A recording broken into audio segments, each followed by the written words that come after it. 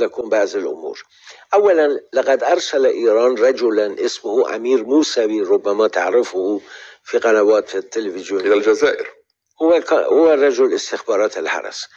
عين رئيسا للملحقية الثقافية الإيرانية في الجزائر، ولكن همه كان المغرب. فخلال تواجده في الجزائر حتى الجزائريين اعترضوا على نشاطه.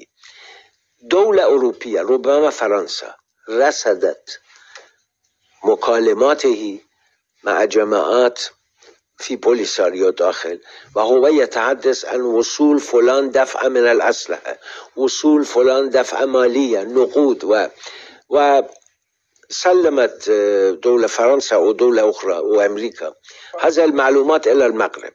والمغرب بدأت يطابق أنشطة أمير موسوي في الجزائر، وأيضا ارتباطات بوليساريو معهم. وتبين أن قضية أعلى من سوء تفاهم.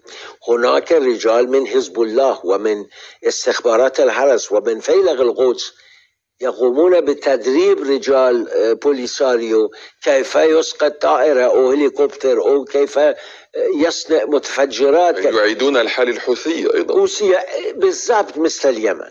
فمغرب أولا ملك المغرب حفيدة فاطمة الزهراء، وهؤلاء يقولون نحن أحفاد فاطمة الزهراء. ملك المغرب حفيدة فاطمة الزهراء.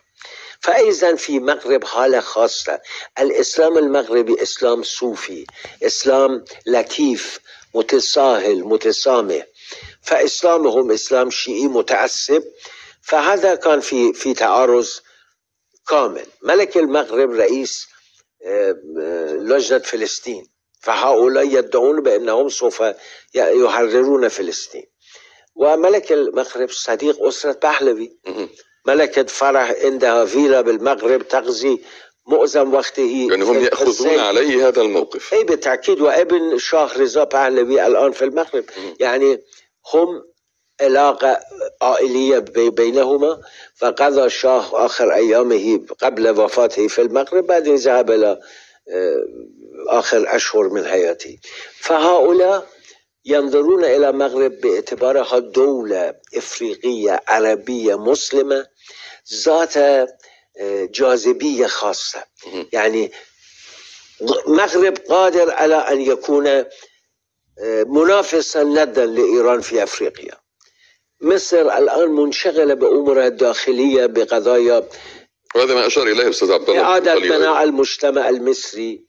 ورغم أن السعودية لديها اهتمام خاص بأفريقيا، ولكن عندها مشاكل في اليمن وفي مواجهة إيران وسوريا وغيرها. فلذلك المغرب يبقى الدولة الوحيدة التي قادرة أن تتنافس مع إيران وتصد